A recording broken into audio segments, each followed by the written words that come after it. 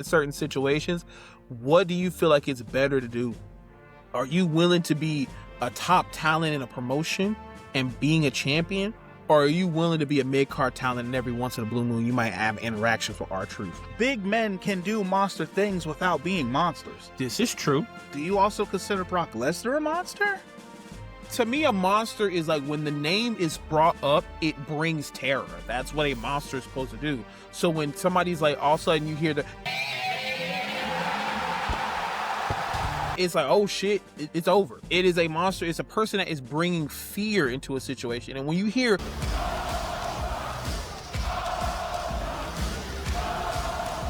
That's monster. That is literally Godzilla coming out. Like, no, he learned it. So it is confirmed that he actually went out of his way to Yes. learn to speak Spanish. Yes. Wow. That's why the culture embraces him more, is that he's not just playing a character. He speaks our language.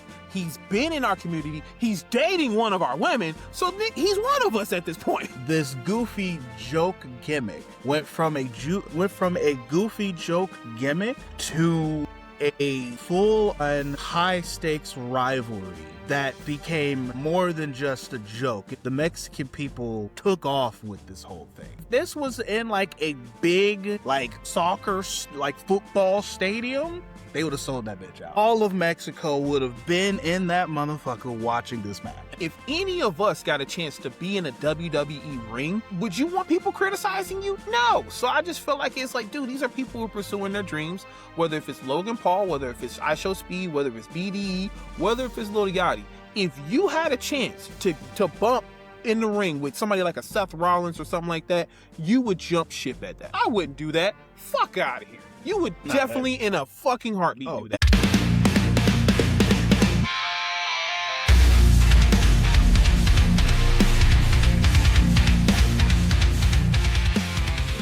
Welcome to another episode of the Big Brothers of Destruction podcast. Sugoi, it's Damasaku. And it's your boy, Swag Switch in the building. And we are here with a very interesting week of wrestling that has happened. I mean, there has been a lot of crazy stuff, but I definitely wanted to talk about some recent events, which is the Mask versus Mask. Mm-hmm. Really, really great content. I'm trying to show it to my girls later on this week because that was cinema, pure cinema. The recent state of New Japan, they have recently been sold by a distributor company and kind of almost like their own TKO. So they're getting ready to get the TKO treatment potentially. Oh boy. And then we have recent what AEW was going on. AEW has some interesting stuff as well. And then the current state of WWE, and especially how they have essentially cut off Jacob Fatu's nuts, as everybody's saying. They say they have neutralized him. They have neutered the werewolf. That's such a horrible way of putting it. It's but I mean, like with him bowing and it, like it. I get I get it because like that particular optic is kind of there. Yeah. So but yeah, let's get into it. I am absolutely letting you take lead on this because I literally I was saying this off cam. I was like, man, I was sitting here thinking about like what's been going on in wrestling recently. I'm like, man, I don't got nothing. Like I think more it's I think in broad strokes right now, wrestling is like it's rough. It's dead season right now. It is, and I think I'm feeling it because at first I'm like, I don't think because I like wrestling way too much to get wrestling fatigue, but it's like when I try to think about like for instance, when I watched Monday Night Raw. Like, I tested myself. Mm-hmm. I gave Monday Night Raw my undivided attention. I watched it, and I'm like, all right. I slept on it, and I woke up, and like, after I got myself all dressed up and everything, I was like, all right, what happened on Raw?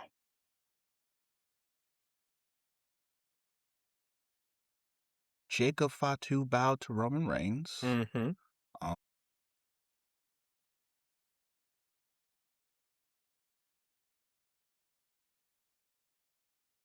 And they're leading into the Maxine Dupree thing with Vision. At this point, the vision is injury. All right, that is the vision. The vision that Seth Rollins had is you guys will all be injured if you are in my team.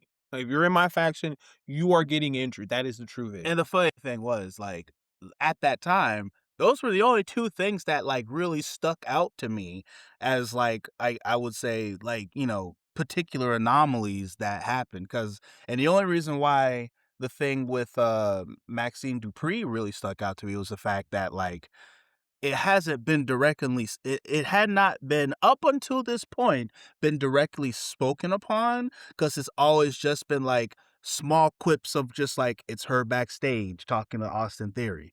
It's her in the car with Austin Theory, and you only, like, just, like, these real quick glimpses, like, "Is that Maxine Dupree? Yeah, I was I it is WrestleMania? that Maxine Dupree?" WrestleMania pointed out too, like they're talking about secretly doing this story where she has a love interest in either Theory or Paul, but obviously it's gonna be Theory now because Paul's injured, and And it wouldn't I don't it also I wouldn't thi damn, Paul is injured. Because I was about to say, like, it wouldn't make sense for Logan Paul, especially since, like, because I know because of the way kayfabe is right now, I Mhm. don't think that, like, Logan Paul has made it such a big deal about his wife and his kid and stuff. feel like at the same time, if he's well, he is not a person who is grown into the business. He is becoming a person that is like I here's the issue too. You know, when we talk about somebody like Logan Paul, a social media influencer, when BDE did it, it was not a fucking issue at all. Nobody questioned him as a wrestler. Nobody questioned him as legitimate as a wrestler. It was just he's a wrestler. BD, content creator, no fucking problem. But what Logan was, it's like Logan could never be one of us. He doesn't respect the business. But BD had a fucking issue. And I feel like it's just because of Logan Paul's history, people just didn't want him in the space. Well, yes, that is 100% the bit. Yeah. But I will also say, because BDE, he's the one that's on TNA, right? Yeah, he's on TV now. So, him specifically, though, he has an ever so slightly small leg in, because though he was a person who did streaming content, He played wrestling games, yeah.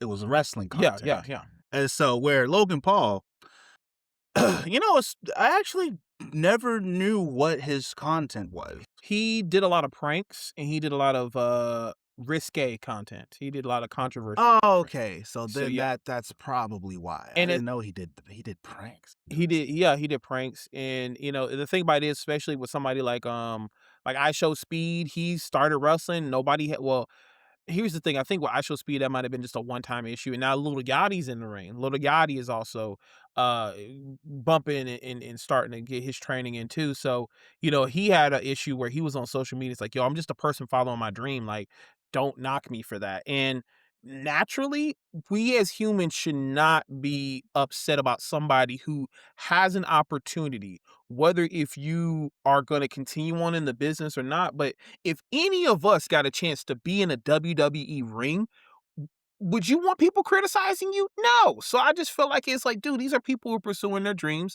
whether if it's Logan Paul, whether if it's I Show Speed, whether if it's BDE, whether if it's Lil Yachty. If you had a chance to bump in the ring with somebody like a Seth Rollins or something like that, you would jump ship at that. You're not going to be, no, I respect the business. I wouldn't do that. Fuck out of here. You would No, that definitely in a fucking heartbeat oh do that. easily. Which and I think it's one of those things where, like, the wrestling community is just going to Toxic. be the wrestling community. Toxic. It's almost like you're gatekeeping something that, yes, okay, if you went through the ropes and you grew up in wrestling, of course we're gonna accept you, right? But as yes, you do have the argument that BDE does make wrestling content. So yes, it was a lot easier for him to maneuver in it because he makes content on the games. But I Show Speed doesn't, to my knowledge, and neither does I don't think so either. yeah, Actually, it's funny. I've never watched any of these content creators, and yeah. so it's like I don't know I don't know what I Show Speed does. I Show Speed is also a prankster, but not much. He makes more meme content. So like a lot of his facial expressions and stuff like that Okay, combinates to future memes. So like you probably seen those videos where they do the fire, fire, fire, fire, fire, and like you'll see like I Show Speed face like "Ugh," like yeah, shit like that. Like I Show Speed used to really rage on camera and he would just destroy stuff. He'll be like, "Oh, I lost this game, fuck," and he'll just flip a fucking table. And at the time was funny content, and it got him a lot of views. And then he would say sus shit on the internet, and Now basically, that I recently saw, you like, know, there was something I was looking at, and like he he did something. Like I don't quite remember what it was because it was like one of those like I'm scrolling and I scroll past it and I see like he said some like I don't say he said some real off the wall like yikes. And I was like literally like I heard like run it back, the fuck is his name? run it back, All right, whatever. run it back. Yeah, What'd you say? Oh, no like pause. the Resume. listen resume. Resume. All right, bro. Hey, Hey, whatever. it is that much, G. You know what I'm saying? Oh my god. Look, Oh. see, y'all can't, Mhm. I can't get no hate. As a queer man, I can't get no hate. Anyway, so going back into it, but like, I guess you could say this is the conversation itself. What is acceptable for a person to be like, man, I want to get into the business. Granted, I've not been through the independent circuit or anything of that nature. When is it okay for someone to pursue their dream of being in a WrestleMania match? I mean, shit, what was that one kid who got that WrestleMania match with Braun Strowman and got to be tag team champions? Everybody loved that motherfucker because he was a kid, yes, but like that could be anybody. If anybody had an opportunity to get in the ring, would you not be okay with that? Because it's a person getting a chance to follow their dream and be in a WrestleMania match. Ask Like yourself that. yeah, no, it's a thing because like even as a podcaster myself, like if for whatever random ass reason that I was allowed to do something in a WWE ring, like hell yeah, Any ring, honestly, if it's a er, Ring of Honor or listen, I'll I'm get up and shit. they I'll can take a bump. boo me out the building if you want to. I'm here and you're not. I'll do some Danhausen shit. Like, yo, so Danhausen, like, pop me up. I'm wearing the mat. I don't give a damn. I get to be a part of something that I've enjoyed all my life as a kid. How can we be upset about that? How can we be mad about Yeah, anything? I don't think I've never understood why people get so mad about those things. Cause like even with like your normal celebrities, like when they have like celebrity appearances and stuff like that, it's like the crowd just automatically boos them. Like they will boo them all the way out of the building, which I feel at this point is just like because like when I try to think about it, I'm like, all right, do they know why they're booing them? So, Because they're gonna go see that movie. Like I know more than half of the people in that arena are going to go see the movie or watch the TV show that person who is currently in the ring is being booed out for. so I feel like a part of it is also the fact that as wrestling fans, wrestling is its own entity. So when you start adding product placement and things of that nature, it takes away the facade that is wrestling, right? Now, Mhm. but granted, the whole thing about wrestling, guys, you got to remember, it's a fucking business. It is a business at the end of the day. These guys got to eat. They're putting their bodies in the ring every day. And if an advertisement helps them eat more, like you got to respect it. I'm not a fan of all the fucking ads on the ring. I mean, granted, I'm used to New Japan rings and they got ads all over that bitch. Okay. And it's perfectly fine there. But when you've gone to a situation where in the 90s, celebrity influence, outside influence, ads and stuff like that were not super present. Ads would be like SmackDown Rewind, like the Stacker 2, the Fat Burner, rewind of the day. We get that and that's it. That's all you would see is an ad, right? It was coming back from a commercial. You see that, it's the ad, it's done, right? You might see The Rock doing a Chef Boyardee commercial. You might see Mankind doing a Chef Boyardee commercial, but that was it. You did not see it in the fucking product, right? And if a celebrity did show up, it was for a very brief moment and you didn't see him again. Like Drew Carey, he got what, 2 Royal Rumble appearances? And it was funny as fuck because he had that whole dynamic with Kane going on, and Kane has always had a dynamic with somebody in a Royal Rumble match. Was it Pete Davis? Not Pete Davis. Pete Rose. Yeah, him and his 3 WrestleMania in a row get to Tombstone.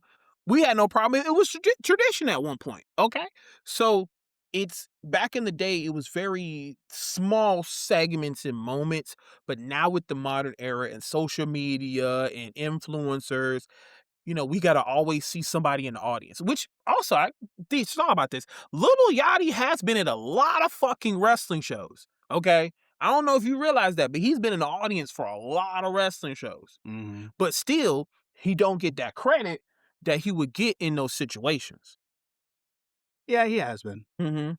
So I find it interesting that in a situation where wrestling fans, we are shown to be, even the Migos, when the Migos came in there and like what was it, offset clothesline, whatchamacallit, it's a small segment, he's technically not in the ring.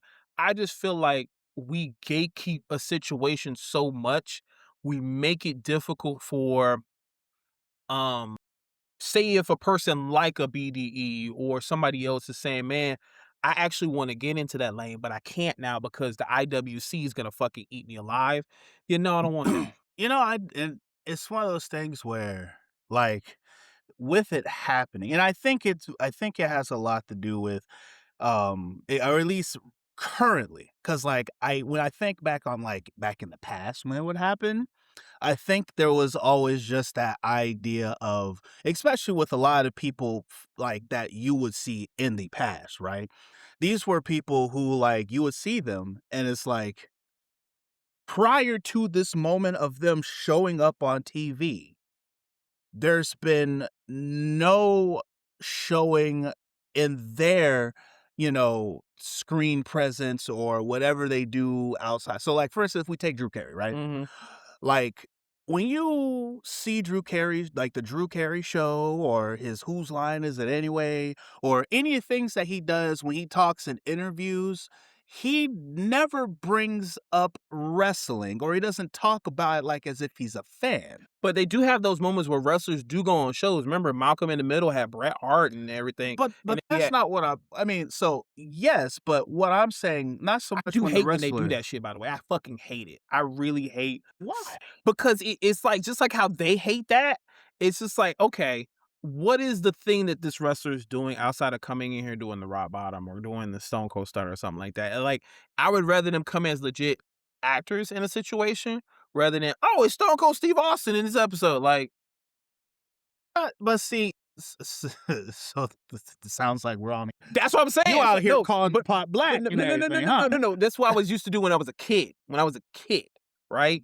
So when I was a kid, I used to hate seeing that because it was like it was the clash for me. But then as I got more involved into the business, I understand that at the end of the day, a lot of people get into the business, one, for the pure sport of wrestling, but to two, be able to do what a John Cena, a Roman Reigns, a Rock does, and expand on the fact that I am a superstar and not a wrestler. Well, So once I got that, you answered the question then, because like at first I was about to say the fact like I don't understand why there's been that bit, but now you just made it very clear with making that statement. The reason why wrestling fans hate it when people who are like from a show or movie stars come into wrestling is hey guys, if you're liking the content so far, go ahead and leave us a like. And if anything, leave us a comment in the comment section as well. also, don't forget to subscribe because it helps us out, puts us in the algorithm, gets more eyes on the content. We can come up with better things. Absolutely. Appreciate you so much for watching the video. Now back to the video. It's that whole idea of the fact of it's literally just a you don't belong. There is these wrestling people. This it's almost like It's gatekeeping. no, it's not gatekeeping. No, it's like It's because when gatekeeping is saying like just for like, okay, if you come in, you don't belong. So we're trying to keep you from coming in here. And, and so remember when The Rock went to Hollywood, people were mad that The Rock went to Hollywood because you're a wrestler. You're supposed to be here. And I think wrestling fans don't realize that their bodies aren't meant to do this for a very fucking long time. But we want to see them break down. Like look at Ric Flair. Ric Flair never took an opportunity outside of just wrestling to do something else. And you see how he's still trying to fucking wrestle. But you're like, man, Rick, stop. But he can't. He has so much fucking bills. He has no choice but to take bookings. but I think with the I mean, I guess if that's what the word gatekeeping is, then it's just that because it's that whole for me, it's just that whole idea of like Hollywood and movie stars, rappers, all that stuff. They have their space that they're just that's Their where domain. yeah, it's their domain. Domain experience. And it's like with how you were saying, like if you're watching Wednesday Yeah. and then fucking Bray Wyatt just shows up on there, you're all like, ew, why is Bray Wyatt here? Kind of thing. This is not his domain of place where he should be. He shouldn't be here doing Bray Wyatt stuff Mhm. on Wednesday. Mhm. But on the flip side, for for you know Wrestling for fans. wrestling fans, if Wednesday showed up on Raw, it's like, ew, why Why is is he here? Wednesday in my wrestling? Mhm. She's not a Mhm. wrestler. Mhm. She's not supposed to be here, kind of thing. And it's one of those things, but like the piece that I was trying to link to all of this is the fact, like, when these kind of things happen, right? It's like for instance, like with Logan Paul, right? Prior to Logan Paul just showing up in wrestling, what wrestling shit had he ever talked about? To my knowledge, none. When have you ever seen Logan Paul in a Stone Cold Steve Austin t-shirt? You know what I'm saying? I've Like, only seen the Pokemon shit, honestly. yeah, and so it's like when you look at a lot of these celebrities, it's like to us, they are outsiders just trying to come in and get a paycheck, but they're not actual wrestling fans. See, I felt that way with Snooki because I was like, "What the fuck is Snooki doing here?" When Cardi B was here, the fuck is Cardi B doing here? Sexy Red has earned my respect. Okay, she is a fucking fan. So her going in there and doing, And and I that's think that's another thing with And wrestling. that's the Yeah, point that I'm yeah, making yeah, is yeah. the fact that, like, most of the times, whenever you see like these celebrities who come in Mm-hmm. and stuff like that, the reason why they get so much flack is because it's like you're just here to get a payday and try and siphon some fans. Remember this? Who the fuck are you? That's literally what it is. Like, Yeah, because yeah, it's the whole cash grab mentality. yeah, You know what yeah, I'm yeah. saying? Like, I'm trying to think of someone who is like like you would look at them and you're like, you've done nothing to show that you're a wrestling Kill Tony, fan. Sure. because Who's Kill Tony is the comedy show that happens on Netflix. Remember they did Kill Tony Mania? but see, But so he never showed beforehand because all you saw was his content. So there was no resemblance of him being a wrestling fan until all of a sudden he showed up at a wrestling show, and now we have Kill Tony Mania. I mean, I guess that will work Mhm. because of the fact, like, granted, because I don't know him very well. Yeah. Like, I was gonna say, like, someone really obscure, like Shakira or something like that. Oh, yeah, that's Like, wild, yeah. if Shakira just showed up on Raw and you know how they used to have, like, she does not Oh. even that, like, I mean, that would be one from Yeah. way back when, Yeah, but, yeah, like, yeah. if she just showed up on Raw and she comes into the ring and she just starts talking to the fans Mhm. kinda thing, because usually whenever someone shows up like that means they're promoting something kind of thing. So she comes up on Raw and she's trying to promote her new album kind of thing, right? It's Okay. like, Shakira, why are you here? Do you even know what wrestling is? Do you Mhm. watch? Who's your favorite wrestler? What happened in WrestleMania 2? You know, You know, I think a part of that is too because as wrestling fans, we get so much flack for enjoying wrestling. So when anybody else is like, when we get people exactly. that says, "Oh, wrestling's fake. Why do you enjoy that shit?" Well, like, why do you enjoy movies? Why do you enjoy cartoons? All that shit is fake. So to have somebody that might have the ideology that wrestling is fake, and then yes, try to come in and advertise to a demographic of people who to you is like, why the fuck are you even watching this? This shit's stupid. I can see that being a reason why, but like, And I think I believe that was what it used to be. mhm, Nowadays, it's a little harder for me to tell. it's just like they don't want anybody. But I also think that has a lot to do with the current landscape that is wrestling right now. The landscape of wrestling is it's so based on like wrestling is a business. Mhm. Wrestling has always been about I was making getting ready to say money. that. Yep.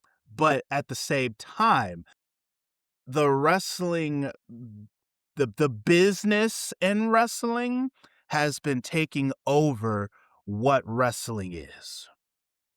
And so with the advertisements and everything and like the constantly showing off these different people who are in the crowds, because for all intents and purposes those are the only people who can afford to go to wrestling shows right now, are the rich and famous. You know what I'm saying? And it's like, I feel like a part of it does come boil down to a couple of things. Is that yes, as wrestling fans, we all know so much because of the dirt sheets and this and that. But these guys got to get TV deals. These guys got to get merchandise sales. These guys got to get a lot of things to be able to spend the money to one do these production shows, one to even get these particular talents. I mean, shit, Roman Reigns' contract I know is insane. So like they got to do things like advertisement. They got to do things like at the end of the day, this is a business, and this is why there's so much variety in wrestling. To where if you don't care about the business, cool, go watch AEW. Okay, if you want to watch wrestling, go watch AEW. Don't go to WWE and expect wrestling when that is a fucking business. Okay, you want wrestling? I want to say TNA. Honestly, if you're I want want to say TNA. granted, though I don't watch it, I feel like if Mm, you're wanting to get your pure, just unadulterated like wrestling feelings in yeah, go without everywhere else but worrying WWE. about like the corporate aspect of it all, because like GCW. I was gonna say NWA. I'm I just feel like NWA to me feels like the absolute least corporate wrestling that is of a big brand name that currently exists. Like, cause like I feel like NWA out of like all the wrestling companies, like NWA is the only wrestling company that still feels like they're a territory. true. I mean, a big reason why it's very hard for them to get a TV deal. So they kind of like have to just hope that, wrestling fans still enjoy NWA. Like, I don't know what their audience looks like. I just know, like, yeah, it's really difficult to say with NWA because I don't really watch the product anymore. And once Nick Aldis, he Anymore. When did you watch? when Nick Aldis was there, and when I used to watch when Pope is still there, but I used to watch for Pope. I used to watch when Eli Drake was there, Mhm. and then also when who he's not Damian Sandow now, he's Aris Spears, something like that. Beats me. Something Spears, but when he was once I knew like a lot of the people from TNA were going to NWA, and a lot of the people from we used to know in WWE were there too. I was like, every once in a blue moon, I'll pop in there. I mean, I even saw when Jim Cornette said well, I don't say racist, but they were very controversial comments for Trevor Murdoch about him eating the fried chicken and all that stuff, and then he got off the air because of that. They kicked him off there. He can't go back over there no more. So I've been there, but it's like with NWA, there was nothing like, hey, I need to tell you about this, so you need to go watch the match. It was just like, oh, uh, Eli Drake is there, cool. Nick Aldis is there, cool. Like just seeing those talents is great to see them, but nothing was noteworthy to talk about. And it's funny because like NWA is like the way, just from the outside looking in, from what I've seen with NWA, it's like NWA had, it feels like NWA moves like how WWE should move when it comes to like the, I would say kind of like with the production style of their show, like with with the backstage stuff kind of thing and whatnot. But they're running with a a s- a they're in that same boat that what I would say TNA is in, where it's like they have decent people that are there, but nobody there is a star. And the wrestling that they do there, to me, is very WWE based, where, it's not a whole lot of super big spots like how at least TNA still does, because they got a lot of high flying and flips, like Mhm. NWA, they're not really into the flippy shit. So it's like when you take away Okay, flippy shit and then you just kind of have like your very base run of the mill WWE style I'm wrestling. gonna hate to say this like Attitude Era because they didn't have a lot of flippy shit there either. Actually, yeah, that's a good way to put it. But And that's that's why also, I know hate people are hate to have bring that in the conversation, but like that should like either whether if it's the Federation years, the Attitude Era, I mean a little bit of ruthless aggression, but like but that's when the flippy shit started a little bit. but that's true though. Mhm. But the thing that made those eras better is because they had stars. And they You know also what I'm have saying? variety too. They had stars, and yeah, they did have a lot of people who didn't look like each other, And kind of didn't do the thing. same moveset And like everybody did super kicks nowadays. And so it's like You know. NWA, they still fight like the golden era in, I would say, like early mid attitude era wrestling. Mhm. So there's not a whole lot of flippy stuff going on, but it's like they're doing that with people who kind of look the same and aren't famous stars like anybody.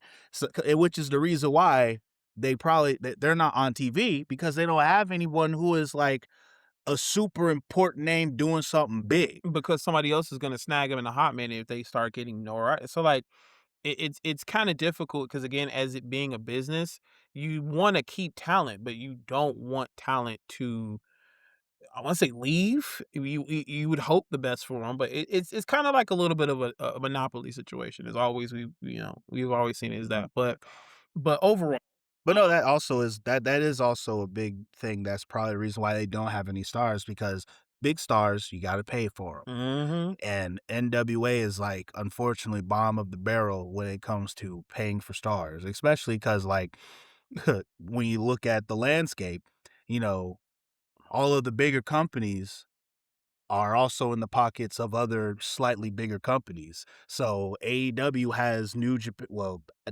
they have CMML. do And, they well, still? I mean, are so they still linked with New? so that's actually a great question. We can kind of segue into this. So with New Japan has been bought by, I forgot what the company is called, but it starts with an A, and it's pretty much like a TKO situation where this company has bought out every other company but Stardom. Stardom is the only one that they haven't bought yet. Wait, is that why when the new with the Forbidden Door showing up, it because maybe I didn't You talking read about it. Tekla spitting on Stardom? I mean, that's part of it, but like, so like with Forbidden Door showing up, the Forbidden Door is for CML, CMLL.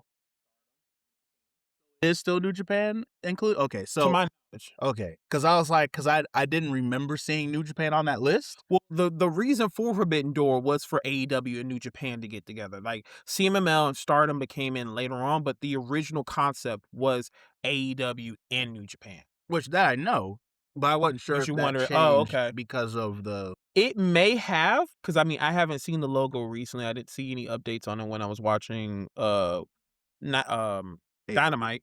But yes, New Japan has been bought out. So literally, this company has bought every other Japanese wrestling promotion besides Stardom.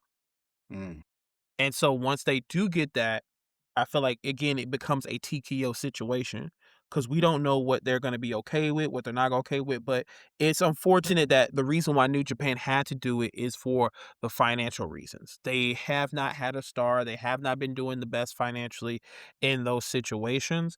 So just as everybody else, you kind of like, well, if we want to keep this ball rolling, we kind of got to give up to the yeah, times I get to help to us back out. them.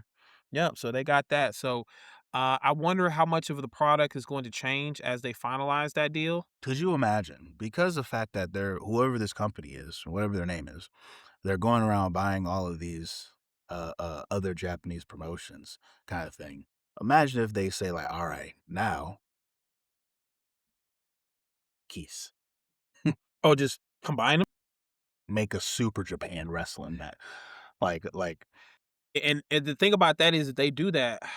The only so the thing about the Japanese wrestling back in the day, they used to do a lot of collaborative big events. So a lot of times AJW and New Japan would do a collaborative event. Joshi Wrestling did a lot of collaborative events. Like they would do specific pay-per-views where it was their biggest talents going against each other. So I feel like in situations where if you fuse them together, here is the issue.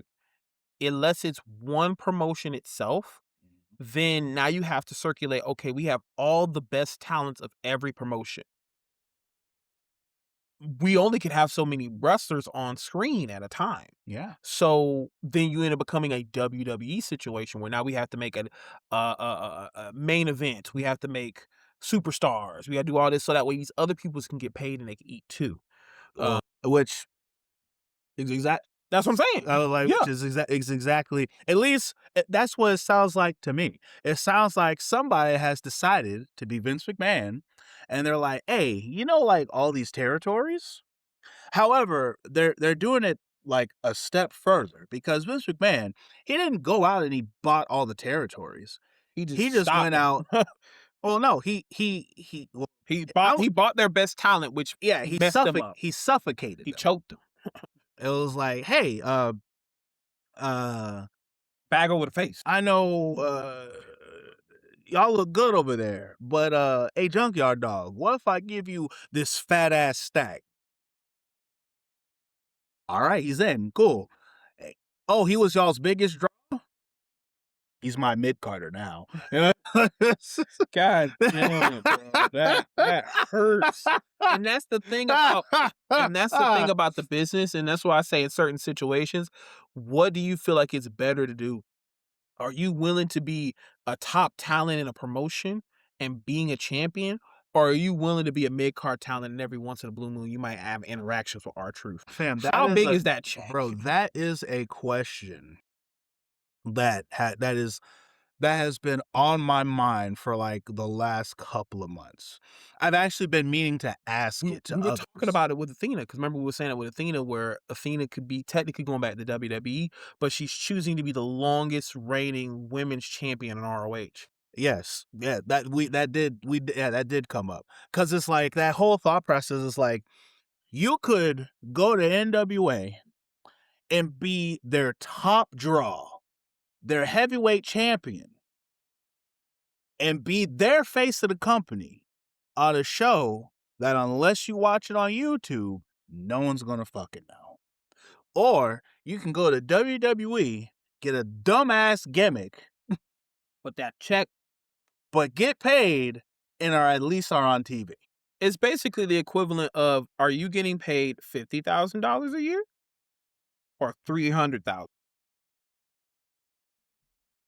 Like it's a very interesting dynamic. I need to ask some of the wrestlers that question. Like what Well, I they mean, would we can prefer. start doing that when we have other people. We have the influence and also JC Black coming in here in the future. So we could even ask him that question. If not them, we could just start making it a thing with every other talent. Cause It's something I'm gonna put out there only yeah. because like it's because these are things that I just like. I wonder what these wrestlers would think or would say on it. Well, I just thought about this. We might have to do this on off cam, because we don't want to say how much they're getting booked for, and it could also hurt their own offerings if they're Not booking. even it's not even knowing how much they're getting. It's more so if two offers was thrown on the table.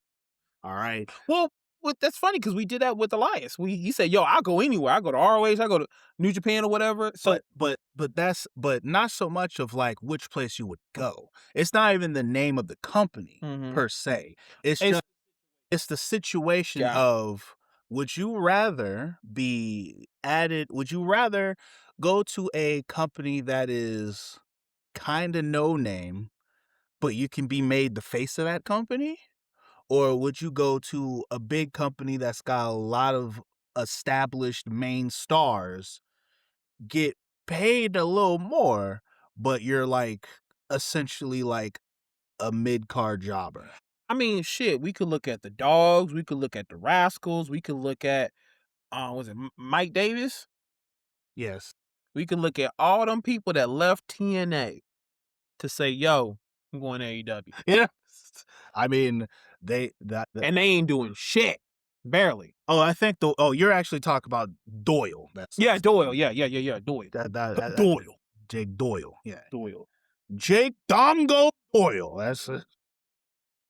And it's funny because I'm pretty certain he's like full on American. Like he's Yeah, like I know. he's I think he's. he's like, he might be there's no Canadian. Aussie in him at all. I think he might be Canadian. If Canadian at best. yeah. But I mean, we personally don't know. He might have some descent, anything. But that is going on currently with New Japan and how it's affecting those people. So, guys, let us know in the comments. How do you think that's going to affect? I want a super New Japan TV show. Just you take all of those companies, put them together, and because you take all the head stars of that company, drop off your dead weight, unfortunately, and then boom, you got yourself the WWE of New Japan. The issue is because so a lot of people has left New Japan to go to Noah and shit like that. So if you put them all together, it's gonna be like, I just left this motherfucker. And then you go back in the office like, Naito, Ace, Tanahashi, Tanahashi-san. That way, there's a part of that almost feels like it would suck. It's all like, man, I tried so hard to get away from you. Yes. And I'm right back in front of you again. Yes. Literally. Oh man, You like that's hilarious. That's to think I'm about that. definitely. I guess I gotta lock in and see how that's gonna end up turning out. Yeah, I do need to lock into. I mean, going into next week, I do have my schedule has been a little bit difficult for the last 2 weeks to be able to do certain things, but we get back at it. But again, guys, let us know in the comments, how do you feel about New Japan being bought out by this company? Do you feel like it's going to affect the product if you're currently watching the product?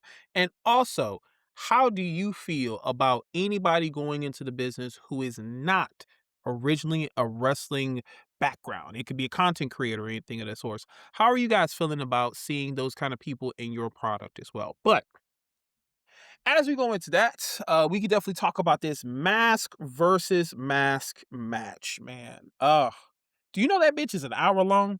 That's a fucking movie. Yes, I sat through it. Yeah. I watched that. I watched that shit at 4 a.m. Why? because I didn't know what was going on that day. And then I just saw on social media the Chad Gable spot, right? Him taking off the mask. I said, oh, fuck no. I was up already mad late, and as I'm heading to bed, I'm watching it in the bed. I could watch it the next day, but nah, nigga, I gotta see this right now. That was me. So I watched it 4 a.m. and then I watched it again the next day. I had to watch it 2 times because that shit was crazy. No, you actually watched it twice. Hell yeah, nigga, I'm about to watch it a third time when I show it to my girls. Wow, so he 'Cause, was really for this match, huh? bro, the storytelling behind it it's really interesting as a wrestling fan to say, man, a German is playing a Mexican who is American, or at least portraying American. Fucking insane. And it's the, I want to say the irony is the interesting aspect of him also learning the fucking language. Now that's the part that actually gets me. Now I don't know if he learned. No, he learned it. So it is confirmed that He he actually speak went out of he his way to Yes. learn to speak Spanish. Yes. Wow. That's why the culture embraces him more, is that he's not just playing a character. He speaks our language. He's been in our community. He's dating one of our women. So he's one of us at this point. And he also, and it's the other reason why when you watch the match, like he was already a big commodity in AAA, but then when they found out that he fucked somebody up because they was gonna report his girlfriend to ICE, and he represent, bruh, he is loved by all of them. He It's could do no wrong. plus like Ludwig has put himself in a position Nigga, he's where Mexican. He's in the cookout. like, the- That's he how they is. seeing him. I mean, honestly, because like you've seen the picture where he goes to Mexico and he sees like the mural Yes. that was made of him. Yes. Like it is. I can only imagine how he feels. Like I would love to ask him. He has no reason to leave Mexico. Honest, None. no, he is. He is a made man. Which by proxy also made Tyler Bate and what's his name pretty much made men as well because they're part of his crew Yes. now, Yes. kind of thing. It's so crazy because like what was it? I literally was talking to our our homie that also works in WWE, and he was all like, he literally said like, just to confirm for everyone, they had no idea this was going to be as big as it was either. Like And that's the thing about wrestling. None of us know, but you got to take a gamble. That's the whole point, is to take a gamble. like this goofy joke gimmick went from a goofy joke gimmick to a full on high stakes rivalry that became more than just a joke. It became serious. The Mexican people took off with this whole thing. And I remember I'm sitting there watching and like the reactions that they're getting, like You would have thought that was WrestleMania. exactly. You would They thought could have like with the way that this match had been set up, if they had a Madison Square Garden sized arena in Mexico, it would. it would have been more because they would have filled that bitch. If they had like, if this was in like a big, like soccer, like football stadium, they would have sold that bitch out. Yeah. I believe all of Mexico would have been in that motherfucker watching this match. It's facts. And the reason why is this crazy how this was a funny gimmick to going into the most prestige match in Mexican culture is a mask versus mask because the mask is literally your identity. It is you. You take it off, you're basically a dead man. It's literally cutting your own head off at that point. You're dead. Listen, they watching the whole show and then leading up to the match and the entrances and everything, it's like this match, which I'm also very glad that Gable and Ludwig also like they're like, nah, Man, they made that match so well. they approached this match with the utmost importance Mm-hmm. because they approached this match as important as the Mexican people saw this match be. They knew how much this was on the line. Like this could not be some bullshit match. This was the equivalent of that Avengers section in that WrestleMania match with Roman Reigns and Cody Rhodes. It was that big. Like when having all the people coming into the match and interfering and things of that nature, and the magnitude behind how important this match was for the culture. Like I don't know if you noticed small little key things, even in the entrance, how Chad Gable was wearing all black and in Kaiser was wearing white, and even their mariachi bands was matching it. It's yin and yang. It's the opposite of the two, and he's seen as the darker side of the Mexican culture. Chad Gable is because he's not one of us, but he's playing this gimmick. And then the person who is so pure, so seen as a hero, his mariachi band, he's also wearing white. It's imagery. It's beautiful imagery that people probably didn't point out, but I pointed that shit out immediately. And I was like, oh, okay. I see how this is. And then for the match itself, I feel like, man, the selling was on point. The selling was on point. Ludwig getting hit with a guitar immediately and just Listen, the everywhere. It's on point. let me put the watching this match did two things. It number one, it really showed me how good Ludwig Kaiser is as a wrestler. Yes. If you forgot or undermined how good he was prior, this match reminds you it's like, oh, this guy can actually really go. I mean, he's Gunther's best friend. And so then you look at Chad Gable, and I don't think the world forgot how good Chad Gable is. But it's but one they of got those to see deals where, yeah, but no one gets to see it. And it's like all of Chad Gable's best matches were also, most of them were in tag team matches. Yes. And then it's like, and then like the matches where he's had, it's like they don't let him just go. They don't let him do Chad Gable. Well, I mean, all of his matches with Pentas have been damn near 5 stars. Especially when Penta first got here, all of them 5 stars. Like if it wasn't for, I feel like Chad Gable was the best person to make Penta look good. And unfortunately, Penta is still on Raw, which I honestly, as much as I love Penta, man, just go to AAA. But I feel it's funny because like I feel as if that though Penta would be fine in AAA, there's a part of me that's like I don't think Penta wants to go. I don't think I mean, yeah, because he's been there already. And It's so just like it's just that I know with WWE, he's no more. He's going to be nothing more than a mid Carter until we get rid of the Roman Reigns, the Seth Rollins, and even with that, unfortunately, we still have now the Trick Williams, the Oba families. So like Penta is not going to ever get that rub in that lane when we already have people who are just gonna replace it. Which I'm not gonna complain. Seeing my brothers being top star, I'm not gonna complain at all. Right? I'm not. We know Oba is gonna be a heavyweight champion. We know Trick is gonna be a heavyweight champion. Like at this point, those 2 belts are made for those 2 niggas. yeah, they'll get him. Yeah, they gonna get them. They better get them. Goddamn! If they don't get them, boy, I don't even think Black Twitter. I think all of Twitter, wrestling Twitter, will hate every one of you.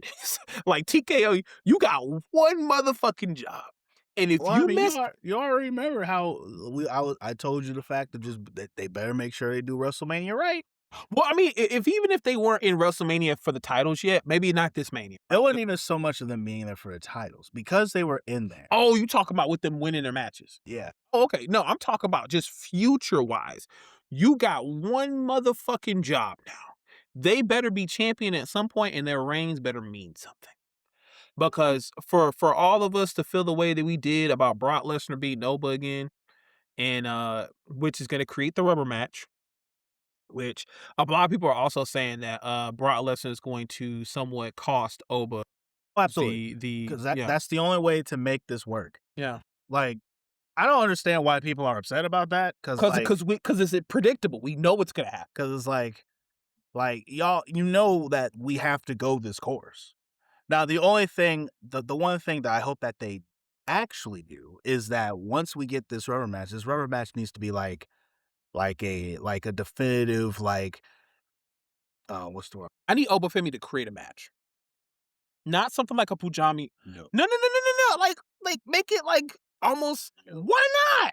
no, Okay. don't. Okay. We don't need a Nigerian street fight. We don't need No, a something like ruler a. sits on the throne match All like right. you know what? Allow you to what kind of match are you concoctioning in your head for Obafemi to create? I don't it doesn't have to be a huge stipulation behind it, but like something that would be almost like a cinematic fight. Like how they've done with Undertaker and AJ Styles. Oh, Something like that. Well, that way, because Brock could actually be gone. This is the best way you can make sure Brock is done.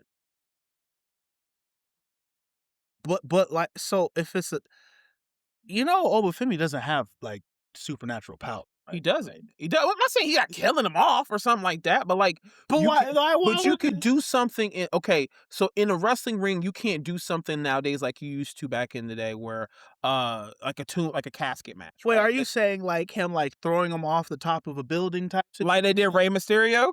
Yes. Yes. Is that what you're saying to do? I mean, he said he was going to kill him. He said that. Listen, I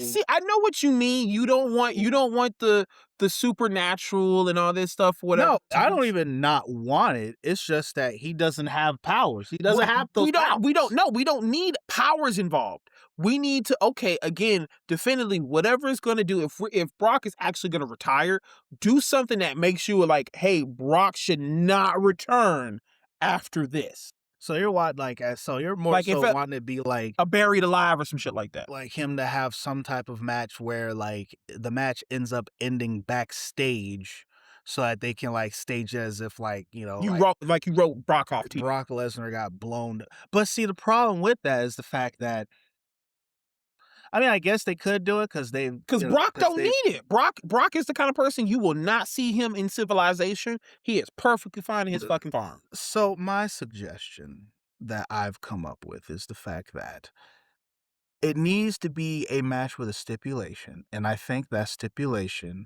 should be last man standing. Valid. I feel a last man You standing technically match. could make that a Nigerian thing. You technically could. No, Technically. no, no, no, no, no, no. As soon as we start making Nigerian street Obafemi's crap, you want to normalize Obafemi? That's how you do it. Because no, I am not about to allow Obafemi's identity and race defy the type of no, absolutely not. We are not doing that. It's We are it's not always doing fun to rage bait this nigga. no, we're not doing that. Please, I swear on everything. That happens to Obafemi, yeah, he's bumped down to the mid card immediately. Fucking hell. But we could have a tribal combat match though. But that's a regular ass match. So, and trust me, I got a problem with that too. Because I feel like they could have really made that important by like which somebody did, I forgot who it was. literally the only thing, let me put it this way. It's just basically a street fight. It's just a street fight. Yeah. It's just a street fight. Yeah. That's all it is. Now, the only time it ever seemed like it was something extra was when which is what I kind of thought the whole tribal combat thing was. Cause like I played the wrestling game, and when you have tribal combat, like they which I'm thinking right now is kind of funny, cause they base tribal combat off of the shit that happened in the match where he fought Cody Rhodes. Yeah. Cause that match when Roman Reigns lost, like they named that. Didn't they name that like a tribal? Sorry, Bloodline Rules. Yeah, Bloodline. Yeah, That's the one I'm yeah. thinking about. Okay, I'm sorry. Yeah. Because those are two separate things. Yes. Tribal Combat and Bloodline Rules. But it's really the only difference is the fact that with the Bloodline Rules, it's like his family was able to come out, and if you got family, your family can come out and help you win that Mm. match. But with the Tribal Combat, it's all the only thing that is it's You a have to note. acknowledge the winner, and they are the head of the table. Yes, so Yeah. pretty much it's honestly it's a match for the Ulafala, really. Yes, That's what yes. that match is. I remember I forgot who it was Wrestle Talk or somebody else. They were like, "Yo, what would have made tribal combat, especially this one, mean a lot more is that like break kayfabe, right? Get all of the Wani family, get Haku and everybody in there, even get the MFTs. Like, hey, we beefing, but this is family shit right now. Like this is, and get them all present, right? And then do the ceremony where they do the handshake and they touch heads, and then you have all of the Samoans in the ring just respecting the ceremony of creating tribal combat, right? Or if you couldn't do it in the ring, do it as a cinematical thing, right? Rikishi's in the corner, other people in the Samoan dynasty is in there, and then make that feel special would have, I guess, made the match have more significance to it. But because when they did the whole in hip tap, he wasn't even wearing no follow. Roman Reigns wasn't even wearing no follow. He wasn't. It just did. It felt like another match. So, like, yes, it felt like another match. But if they're going to utilize tribal combat in the way that they do, they need to add more significance to it outside of like it's amongst you guys. We're not Samoan, so we don't know. So how is this significant to me outside of the Ulufala and the fact that Roman Reigns is involved? Because is this even going to be a match type when Roman Reigns leaves? Probably not. But like, if Think you're going to do it right. and that ropes around to the reasons why they don't need to do some shit like that for Oprah. Right? That's true. They that because once you start doing that, then like now, because then they start. In my opinion, I feel like if they did something like that for Obafemi, you guys start leaning and running the risk of being racist a little bit, just a little bit, because because you're gonna teeter, and especially because it. Unless it's the only thing I would see it as because I don't we don't have to make it Nigerian, right? We could make it something of a if Oba Finley had this thing where I don't say no to a specific match. So like say he could probably use a situation where if he start having opponents who would be in rubber matches with him, he keeps beating, he's like, fuck it, I have no choice. Remember like Hell in a Cell was the thing? Hell in a Cell used to be like, yo, this is it, right? Mhm. But Triple H could say no, and anybody else could say no. It could be a stipulation of a match, like it could be a street fight because to Oba, street fights mean a lot to him and something like that. So say if he's going against opponent and he's like keeps losing or whatever, and he's like, fuck it, street fight. And like Oba's like, I can't say no to that. Yes. But like not in like a you make it its own match, but like say if it was a stipulation that drives him, like anytime I'm in the cell, I feel at home, or like or anytime I'm in the chamber, I feel at like just something that makes him get hyped. So whenever somebody yells it, like War Games, the audience be like, "You just did that with Oba Femi? Uh, That's crazy." You know what I'm saying? like What if they did something like that? uh no, I don't. I Okay. really don't think like they. Obaf. Listen, Obafemi already has a bunch of gimmick going on. All right, Hmm.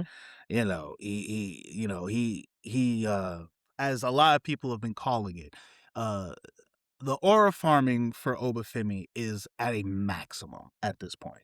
He does not need an extra thing like that. Like he doesn't, because there's like Do you not feel like his product will get stale at some point then? I don't think. See, that's the thing. I don't think that that would happen. But of course, that the only reason why his product would get stale is because of shitty story. Well, not only that, it's just also like you gotta get into a situation of like who the fuck can beat Oba?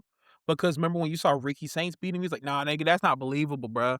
So like because of how he is as a character and the aura that he has an aura that could be potentially a Undertaker esque, where he's the final boss. So So somebody beating him. so the issue with the issue with Ricky Saints for me beating Obafemi was the fact that, to me, it bothered me because Obafemi is not on that level. I'm sorry, Ricky Ricky Saints. Saints is not on that level. Mm-hmm. He is not on a level that makes me believe that he could beat him.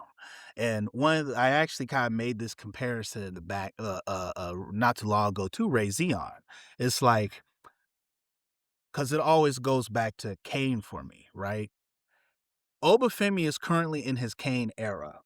The only difference was when Kane was going through his era where he was just slaying people, he wasn't doing it in matches. He was just going out there and beating the shit out of people, kind of thing. And it wasn't and then the first match that Kane had after just for months just beating the shit out of people, he went up against Undertaker, an established, powerful entity that is at the top of the main event card. And Kane lost to him. All right. Now, what that does is sets up a cap point in my mind. All right, because during that time when Undertaker beat him, or when Undertaker beat him, think about other people Undertaker beat at that time. The likes of like Stone Cold and The Rock. You know, Undertaker beats main eventers, kind of thing. And so it was like when Kane took that L to Undertaker, it's like, okay, I get it, that makes sense. And then much later on, Kane goes up against someone like Stone Cold Steve Austin. Now, Kane is a very well established, powerful monster, but Stone Cold Steve Austin is a very high caliber competitor for him to face. So then it's like it makes sense when Stone Cold finds a way to beat Kane, you accept that because Stone Cold is up here. And the last person we saw Kane lose to is also up here. So Going to Obafemi now, Obafemi has beaten Brock. He's up here, but Brock has beaten him. That's still up here. Who else is up here in this echelon of who's beaten Brock? So that's the thing. Then that means nobody can do it. Because, No. But okay, because I can list off wrestlers, and I want you to tell me those people, if that person could be Obafemi, and I'll be Have they beaten Brock? barely anybody has beaten Brock. But there are people there who have beaten Brock. That damn roster, and if they did it off some cheap shit. Like we're talking about a clean fucking pin, a clean pin. How many people have gotten a clean pin on Raw that's currently in the roster? So, but the thing is, because Seth Rollins and Roman.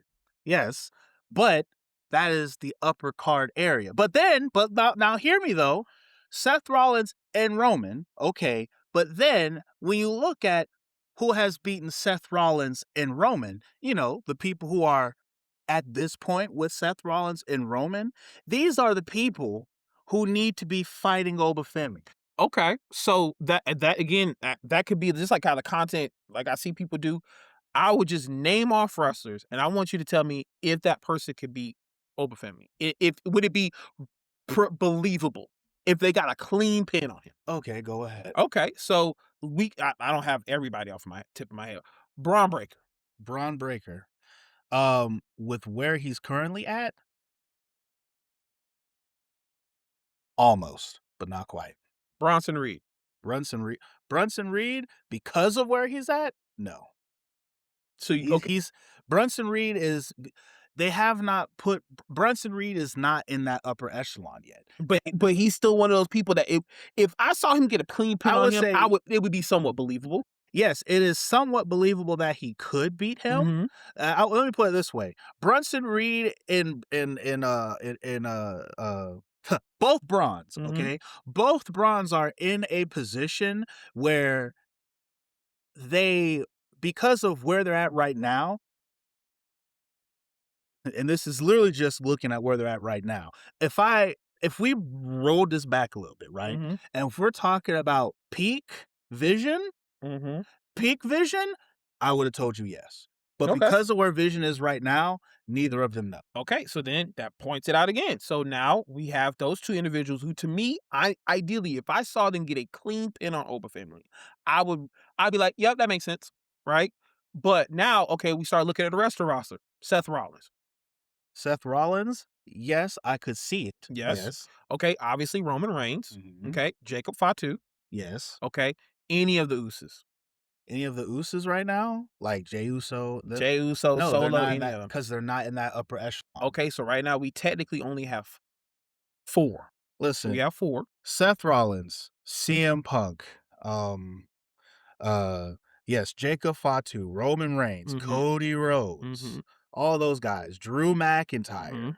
All right. Actually, I wouldn't be too satisfied Drew did that. I wouldn't be. I wouldn't say he outright should be able to beat him, Listen, but he which better is be crazy because out of everyone who I just said, Drew McIntyre is my number one I who should beat the shit out of not Oba beat no, Femi. not beat the shit. No, it better be a dog fight. It better be like because Oba to me, I mean, I wouldn't say Drew should be beating the hell out of him. Hell no. sure, he shouldn't, but I would say like not directly, but like if Obafemi got jumped by Drew McIntyre, I'd believe it. Okay, That he'd yeah. leave his ass bloody. Okay, yes, that true. But I'm saying like if we go in a straight one-on-one situation, Drew should not be dog walking him. Drew, it should be a fight, and Drew better come out and be like, like he should not be getting a clean pin where he's looking at him like, yeah, bitch. And so yes, all of those, and then but then here's the part where things are weird, okay? Because like I say all those people, but because I've also watched NXT, Trick Williams, yes. I would say Trick Williams. I would also say someone like Dragunov. And though it sounds crazy, but I've seen it, but then I would also throw in Javon Evans in there. Now, on the main roster, that sounds like a crazy statement to make. That's what I'm saying. Because your aura gets stronger as you go But to the upper. roster. but it's one of those things where because I've seen it and I know how it would look, it would make sense. But because of like how he's being presented on the main roster right now, I would take Javon Evans out, but I still would leave Trick Williams in there. And so Clean? Nah. With Trick Williams, not clean. He has to do like a low blow or something. I'm not getting a clean. but my point that I'm making with him is the fact like there are people in that because like once he fights these kind of people and he's having those matches with these people and then he loses these matches with these people, number one, it doesn't hurt him No. if he loses to these people because it makes sense because these are upper echelon stars. It truly to me would depend on the finish. And then what also happens is when he loses to these upper echelon stars, once he starts losing to these upper echelon people, the proper way, because there is a proper That's what I'm saying. The finish, yes. but it's like and it like certain ones, sure, it's fine if they cheat, but like there are certain ones who I feel can just outright beat him, kind of thing. But it's one of those things where, because at the end of the day, it's really all in the way that you book because it's not impossible to book a monster and then humanize the monster so he can just kind of fall in place with the rest of the wrestlers. Mhm. Because, listen, they did it with Braun Strowman. Yeah. They've done it with Kane. But then he started and taking a lot more Undertaker. L's. But see, that's also, I feel, because of the fact that with Braun Strowman, they just lost interest in him. Yeah, and then Kane, he was on the card. He was like, okay, he's the monster, but like we're not gonna put the title on him every 2 seconds. Like what? Because they don't but then there's also the fact that because Kane being a monster is different from what Obafemi is, because Obafemi's not a monster. To what is he to you? Obafemi does not. Obafemi is. Let me see here. He's just a big man, really. He's not a monster. He's a big man with monster tendencies. Sure. You can say he has because he comes in does the thing, and that's monsters be throwing motherfuckers, man. But that's not a full characteristic of a monster, though. Well, no. Like I'm saying like because like big men can do monster things without being monsters. This is true. And so would you... Obafemi, Because like, if that be the case, do you also consider Brock Lesnar a monster?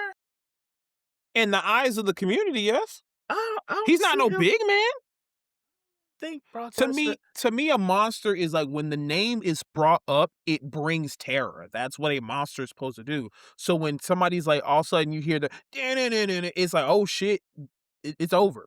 Especially for us and our people, they holding the title. But it is a monster. It's a person that is bringing fear into a situation. And when you hear the who, that's monster. That is literally Godzilla coming out. Right? Come on now. Come on, that's not Godzilla coming out right there. I don't know, bro. I mean, He walks out like a big man. He doesn't have the persona of a big man, like not big man, a monster where he's like, but like monsters still bring that effect. I feel like the problem is that I can't think of what is the actual, like, I can't put together what it is that he is. Like, No, you what have a he point. is. He is a big man. But it's like, cause like, Well, honestly, he might be his own category. That's the thing about Oba. He might be his own category of type of wrestler because of his aura itself. It's beyond what a big man would normally have in the business, and it's not of the similar which caliber of a is monster. which is true, cause it's like Obafemi, he is more big man than monster, but there is a particular, like, there's a particular spot for what Obafemi is, cause like Obafemi is not a monster because monsters destroy everything. Like, you don't see him out here, like, you don't see him Jacob Fatuing. Jacob Fatu right now, and when you look at all of WWE, Do you not remember what he did to the security guards? Do you not remember him picking up the two guys and bringing them to the ring and kicking their ass?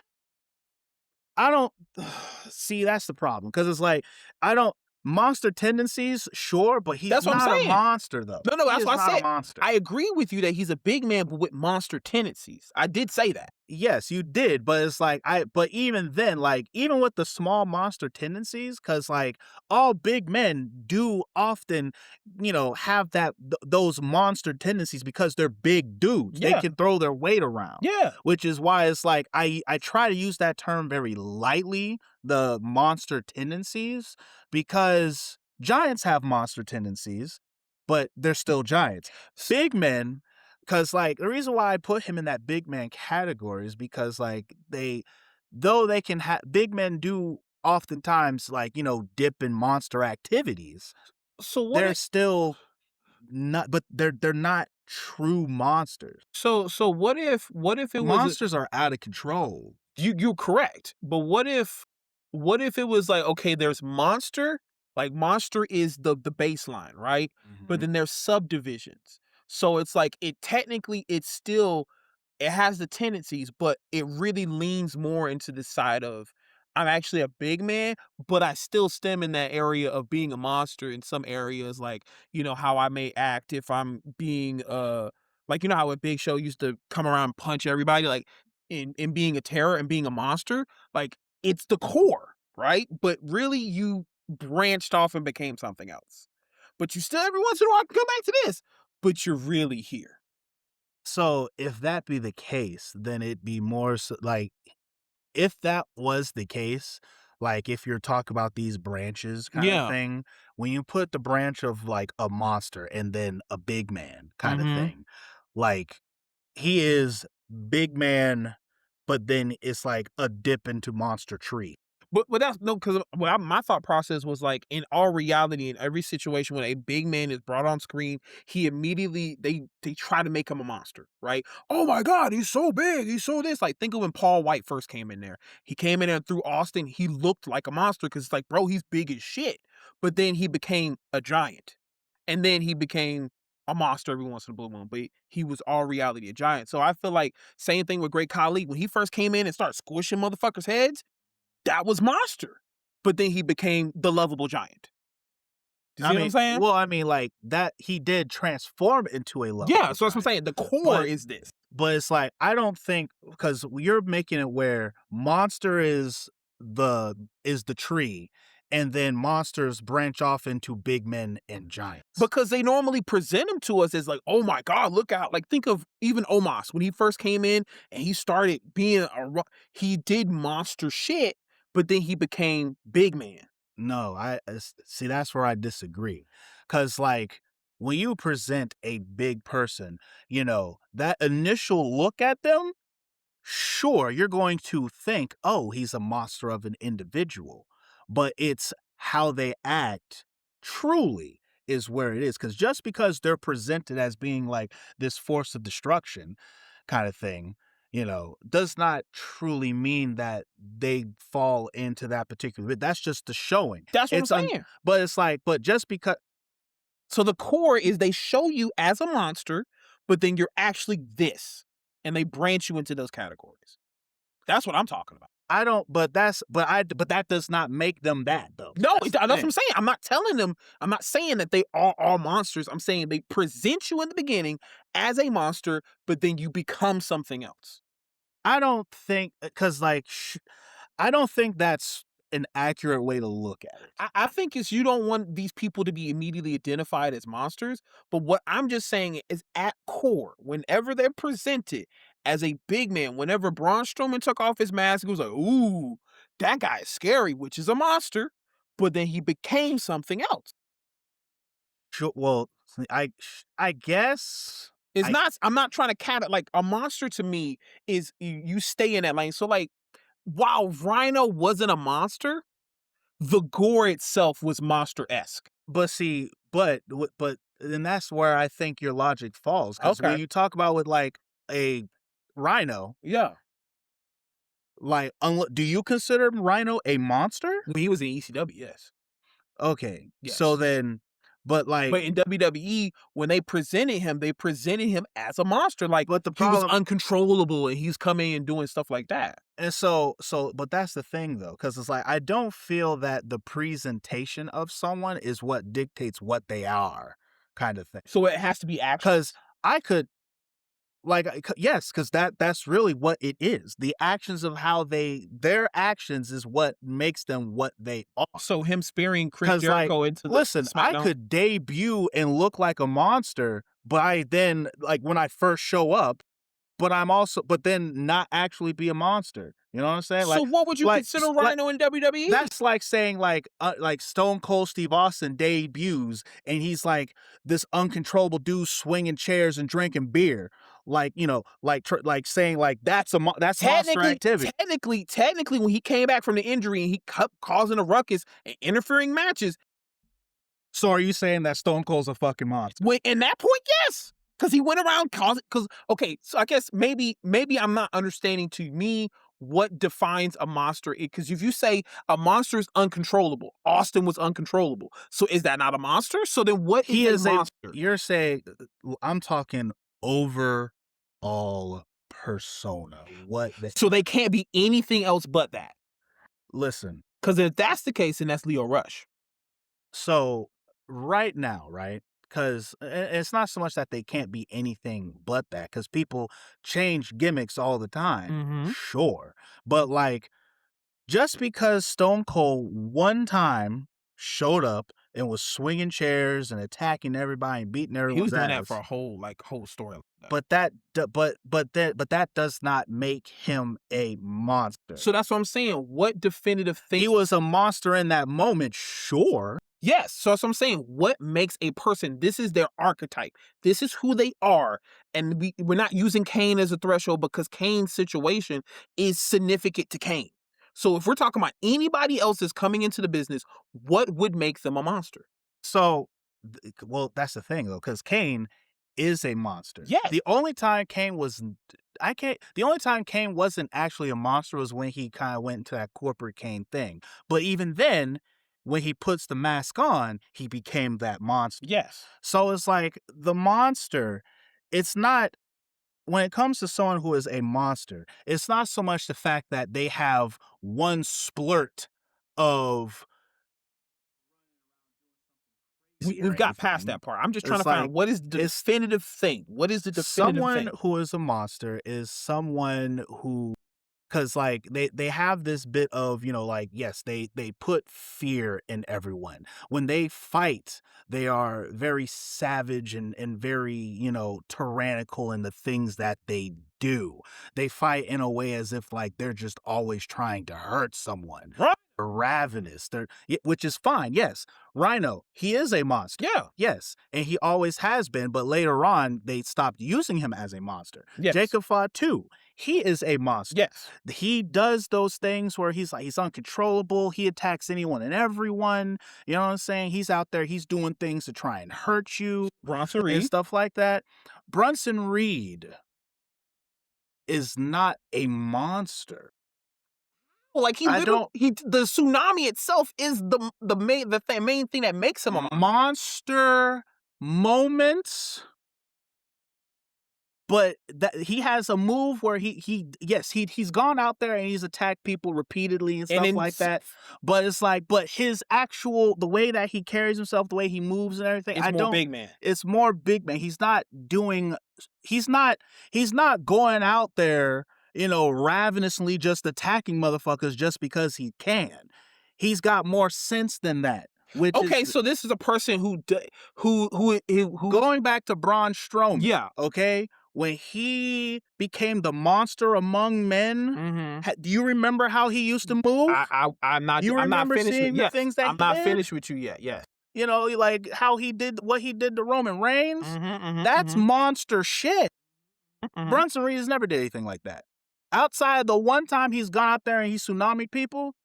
Sure. I mean, he's done a lot of big backstage beatdowns like that, where he tsunami'd fucking I'm gonna say Eli Drake. Sorry, L.A. Knight on the fucking car, and he did that to Seth. He did that like to multiple people, and like the multiple tsunamis. Like I just feel like, granted, yes, he definitely is big man because he presents himself like, I am a big motherfucker.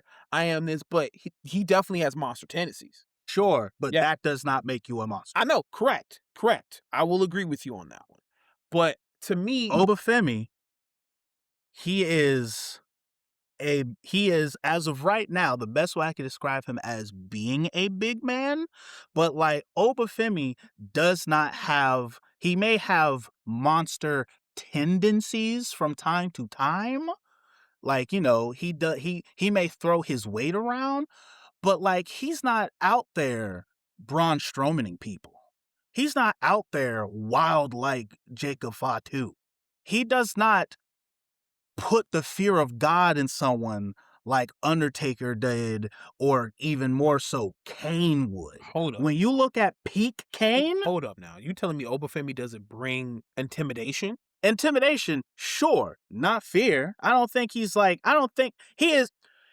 not... I do not fear Obafemi like I would fear Kane coming out there with the fucking shackles on after he dropped Linda McMahon on her head. Okay. Monster! That is presentation, but with Obafemi... But that's what monsters are. You're correct. It's that presentation. That presentation of like, okay, I guess maybe to me, I see a monster as in the people acknowledge him as, yo, if you are going in a match with him, you are getting your shit kicked in. All right.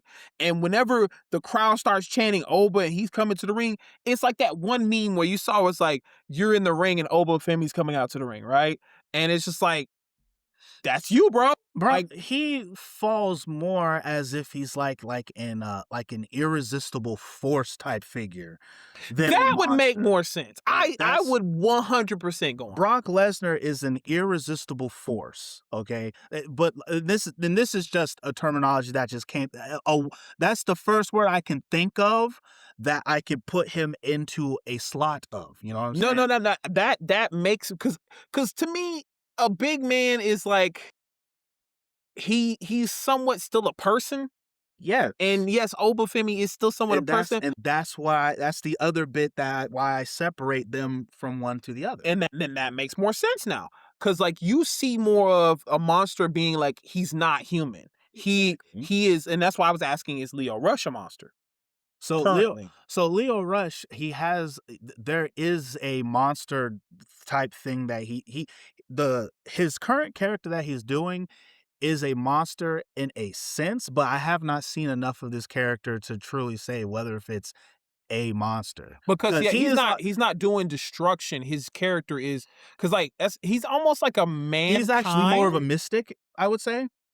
Leo Rush is about Yeah, yeah, he Leo Rush actually currently kind of falls into that mystic side, yeah. which is kind of sort of where your Bray Wyatt Wyatt. Six, Yeah, your actual Undertaker, yeah. that they it's Wasn't he he's a mystic? mystic. He was a mystic. Like Undertaker was more of a mystic, irresistible force. Correct. Okay. Because Yes. now once you bring irresistible force into the conversation, we just went off a big man, giant. Like now adding irresistible force into the conversation, that definitely falls more over for me. Correct, cause Undertaker is a weird one because, like, when he was first debuted, he was debuted as a monster, but once you start talking more, and once he started, cutting his promos and stuff like that, he went from being a monster to this mystical force of sorts, kind of Especially thing. with Ministry of Darkness, Undertaker. Oh, yeah, especially then. And it's like, and Undertaker's kind of stayed into this mystic side. He has monster tendencies. He can get monstrous, but as we have now, as I've laid it out, anyone can get monstrous if they want to by, the definition of the loose definition of it kind of thing. But it's like Undertaker is as Undertaker has kind of continued on, You he lost his monster personality as opposed to being this mystic force. And the reason and what made him lose his monster personality is the fact that he, for all intents and purposes, started doing was human shit. not just the human shit, but he started being, for all intents and purposes, like a monster slayer. Anyone who has been identified as a monster has run through Undertaker at some particular point. Okay. Monsters and giants, Undertaker slays them, Yes. kind of thing. That's So on that's he basically people were created for him to take down. So yeah. correct. And so it's like Undertaker, like when you look at everyone who he has faced that were like these big dudes, but they had like these, the monsters. I love how you had a worry about what to talk about today, and we spent like a whole hour and 30 minutes on this. Well, I mean, listen, because I didn't have anything in my mind. For all intents and purposes, you brought all this up. Well, you correct. Correct. I'm just saying it's So just like it, but this is the thing. this is why I was going to call this episode "Shooting Shit." Well, honestly, no, this is actually the beginning of this conversation does stem in like what is acceptable for somebody to come into the business as a wrestling fan. So that could be the core of it. And then also leaning into, we've had this conversation of what is the differences between a monster and a giant, big man, all that kind of stuff. But I feel like, you know, if nobody has done it before, maybe we can just do content where we're explaining to us what are these archetypes in wrestling? Because while as wrestling fans we know it, but we never discuss it. You know what I'm saying? That's true. That I mean, and you don't see many people do And that. and doing a definition, what is it like? Especially making clips. What is a big man? And then we explain it and then showcase things that they're doing. I would just need you to give me definitive moments where I can put that in the clip to showcase it. And it's like it could be like wrestling 101. Right, content about us explaining wrestling archetypes, and we can be like this is the from the domain of explanation. Some shit like I'm saying. I'm glad you're such a big dreamer. Hey But man, we I mean, got to be. We you're have not. to be. I mean, it is something that That would is be wrestling. worth speaking on. And especially with wrestling being so goddamn boring nowadays, like I'm actually not against having that conversation. Plus, I feel, especially considering how we were tried, I think it actually would not be a bad idea Mhm. to like maybe zero in and figure it out. Now, but the only thing is, how should we go about? Should we do the thing where we just pick a wrestler and then identify what they are? We can do a lot of things with that. Actually, we can do like almost like Jeopardy like type situation where if we have guests on here and they say, "Hey, you've watched the podcast, right?" It's like, "Yeah, we skimmed it a little bit." Okay, cool. So we're gonna give you like Kenny, we do the book bumper berry thing. We can also do like, "Hey, what do you think the archetype of this wrestler is? Technician, big man, or whatever," and then having those people define who they are, and by our definition alone. Now we can end up creating our own definition. Granted, I mean, I could tell you right now, not, at least from the last time I was looking it up, we're definitely going to be creating it only because it doesn't exist. I Like, mean, they do exist. Like you can go into wrestling archives and say who is a technician in it X, Y, and Z. But yes, like, but the problem is when I first tried doing some of this research, what happens is the fact that because I think the first piece is the fact that when we look at it, uh, we're looking at it from like the surface level. it kind of sort of, but it's also like it's one of those deals where there's a weird depth that it goes to because it's like sure you can have your like showman brawler monster giant type thing, right? But then it's like for certain ones of those I've seen where it's I can't remember which ones, but it's like when I remember I think it was like with technician, it's like technician was like a branch, not the tree. Mm-hmm. So, it's okay. We can kind of do like a tree aspect where every wrestler is the foundation. Boom. But then there's certain branches that certain people go into.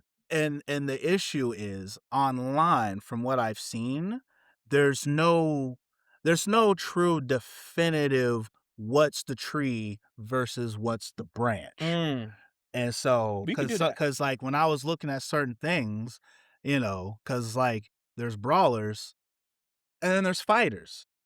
And it's like Yes, that's I've Steve All Might seen Bailey. I've seen brawlers be up Austin. here and then stemming from brawler is a fighter. But then I've also seen online where a fighter and then underneath fighter is like brawler and then something else. And so it's defining what it's the online has not no one has gone through and defined like all right, what is the tree and what's the branches? Cause when I remember when I was looking it up, like, I think, at, like, what was screwing me up for a moment was the fact that, like, Monster was a branch. What will be the tree itself? So, the tree, Big man? um, that's the thing, I don't remember what the tree was. Well, we'll be creating it. God damn it! And so, that's why I was saying, in fact, like, if we go down this rabbit hole, we'd kinda sort of be going to a little bit of a uncharted territory, when it comes to research, but I'm also down for it. Well, also I think a definitive thing about us being people that create this. Some people may feel like, well, you're not part of the business. You're not wrestlers. How can you define that? But this is just Nah, like. fuck y'all. I am a wrestler. I've trained. Alright? I haven't had a match, but I've learned. But here's the thing. Alright? Here's the thing. Yes, Bitches. we do have a little bit of that psychology, and I know a wrestler. One of my best friends is a wrestler. if that's the case, I fucked many. So then, what does that make me? All right. Let's do that. Oh, but does that make me a mark? Does that make me a mark? I was gonna say a hoe, but Hey, look, as long I could be one of Godfather's hoes. I don't give a fuck. You know what I'm saying? hey yo, what? Hey, look, pimping ain't easy, bro. You can pimp anything, all right? You know what I'm saying? And especially in this day and age. I think this is the part where we wrap up the show. I think this is the part where we say our saying and we start getting on up out of here. It's cause because yeah. Wow. Look, I could be worth what was the price on that Don't person? finish. Don't put a price on your hoage, bro. Don't do that. Don't do don't please don't. Please don't. Everybody's got a price. Everybody's gonna pay. Oh no. Not this man putting them. You started it, motherfucker. Put. Hey, look. Technically, we all hoeing in some way. Anyway, but yes, guys, please let us know in the comments what are your thoughts.